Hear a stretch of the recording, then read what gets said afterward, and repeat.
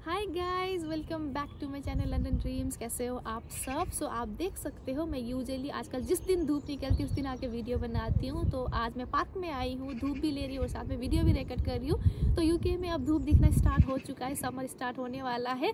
तो जो लोग अब तक यूके आ चुके हैं उन सबको तो कॉन्ग्रेचुलेशन एंड वेलकम भी है। और बाकी जो अभी आने वाले हैं न्यू रूल्स का बहुत कुछ अपडेट देखने के लिए या जानने के लिए बहुत टाइम से वेट कर रहे हैं, उनको बता दूँ जो न्यू इमिग्रेशन रूल थे बहुत चर्चे में थे वो रूल्स इम्प्लीमेंट होने वाले हैं। अब मतलब डेट ही फाइनल हो गई है। पहले तो क्या था, सिर्फ बातें चल रही थी कि होगा होगा होगा, इसके बारे में डिस्कस किया जाएगा, बट अब वो रूल्स इम्प्लीमेंट होने वाले। तो जो 5 रूल थे जिसके बारे में मैं आपको बताती हूँ, तो स्टार्टिंग से बात करूँ तो पहला रूल था कि जितने भी ओवरसीज जो न्यू केयर वर्कर थे, स्पेशली जो केयर वर्कर में आते हैं, वो अपने डिपेंडेंट्स को लेके नहीं आ सकते। जब बात होती है केयर वर्कर की तो लोग कंफ्यूज हो जाते हैं कि जो हेल्थ केयर इंडस्ट्री से बिलोंग करते हैं, कि फार्मासिस्ट हो गए, फिजियोथेरापिस्ट हो गए, रेडियोग्राफर हो गए, वो भी तो हेल्थ एंड केयर इंडस्ट्री में ही आते हैं। तो वो भी केयर वर्कर में आते हैं या क्या है? तो मैं आपको बता दूं, केयर वर्कर एक स्पेसिफिक टाइटल है। जो लोग बोलते हैं ना बूढ़े, ये जो एज लोगों की केयर करने के लिए केयर होम की जॉब जो बोलते हैं, उनको बोला जाता है केयर वर्कर। तो वो केयर वर्कर जो ओवरसीज के हैं वो अब डिपेंडेंट को लेकर नहीं आ सकते, ठीक है। तो इसका जो रूल था 11 मार्च से, अभी आने वाले कुछ एक हफ्ते में ये रूल चेंज होने वाला है। 11 मार्च से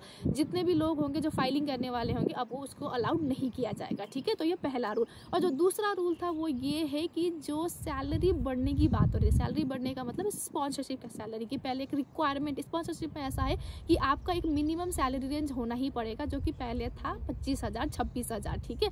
तो वो बढ़ के अभी 38,800 38,700 या 800 की बात हो रही है, जिसमें बीच में बहुत सारी चर्चा भी आई थी कि नहीं ये बहुत ज़्यादा है, मतलब डबल द अमाउंट है, इतना तो कैसे हो पाएगा जब ऑलरेडी यूके इतना शॉर्टेज ऑक्यूपेशन, मतलब इतना लेबर शॉर्टेज में चल रहा है। तो इस टाइम पे इतना इनकम बढ़ाने से कैसे होगा?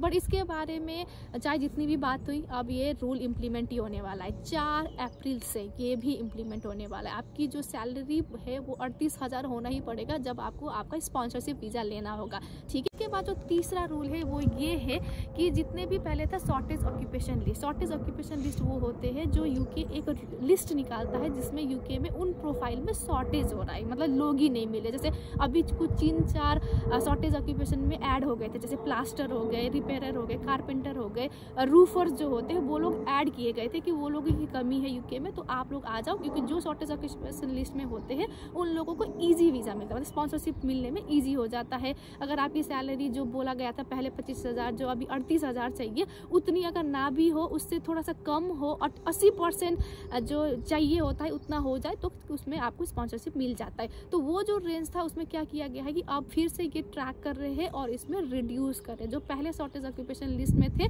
उनको अब हटाया जाने वाला है। वो देखेंगे क्योंकि यूके का सर्वे निकालेंगे और जो लोग यहाँ अब शॉर्टेज नहीं है उनको वो हटा दिया जाएगा। तो वो कम होने वाला है, ना कि बढ़ने वाला है, ठीक है। और ये भी हो रहा है 4 अप्रैल से।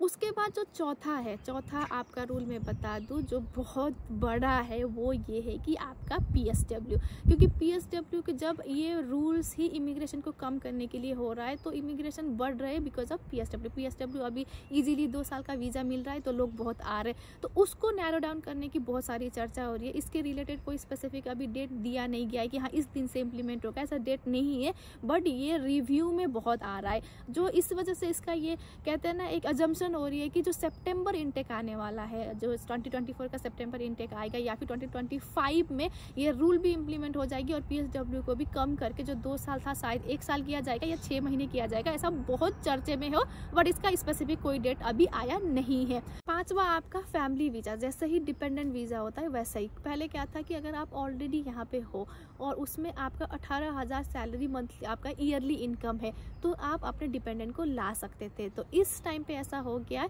कि अगर आपको आपके डिपेंडेंट को लाना है, जो ऑलरेडी थे, जो पुराने लोग हैं, उनके लिए भी 29,000 सैलरी होना जरूरी है। अब अगर 29,000 से कम सैलरी होगी तो आप अपने लव्ड वन को यहाँ नहीं ला सकती हो, मतलब एग्जिस्टिंग जो पहले से यहाँ बैठे वाले लोग। अदरवाइज तो डिपेंडेंट को तो बहुत हर जगह से हटा दिया गया है कि आप केयर वर्कर नहीं ला सकते, स्टूडेंट नहीं ला सकते, तो ये तो रूल में आए नहीं। वो जो पहले से यहाँ थे उनके लिए भी अब 20,000 25,000 कमा के भी नहीं होगा, आपको 29,000 आपकी सालाना सैलरी होनी पड़ेगी। तो ये 5 रूल है। अगर आप ये पूछोगे कि ये रूल इतनी टाइट क्यों की गई है, तो ये मतलब 5 पॉइंट्स इमिग्रेशन रिड्यूस प्लान ही है कि आप इन 5 तरीके से हम इमिग्रेशन को कम करेंगे। इमिग्रेशन को कम इसीलिए किया जा रहा है क्योंकि यहाँ पे आपको पता है इन्फ्लेशन बहुत हाई हो रहा है और रिसेशन यूके में बहुत दिख रहा है।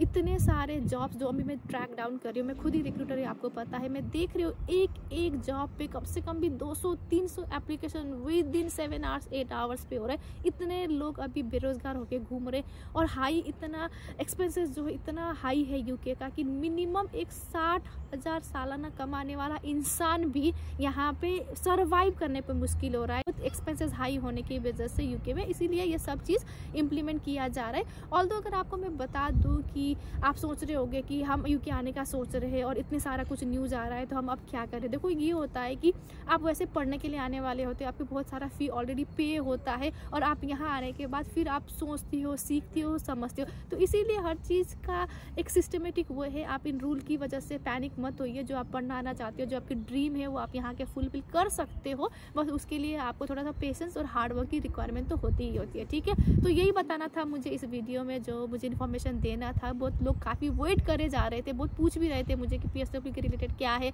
या बाकी जो सैलरी वाला सिस्टम था, स्पॉन्सरशिप का क्या सीनैरियो, तो ये मैंने आपको बता दी। बाकी अगर आपको कुछ भी जानना है तो इसी वीडियो के कमेंट सेक्शन में पूछ लीजिएगा और मेरी ये वीडियो कम से कम अपने दोस्तों को या रिश्तेदार को फॉरवर्ड करिएगा और इन्फॉर्मेशन जानना हो तो लाइक शेयर एंड सब्सक्राइब जरूर करिएगा। ठीक है, तो चलो फिर अब मिलते हैं न्यू वीडियो में न्यू टॉपिक के साथ। तब तक के लिए सी यू, बाय बाय।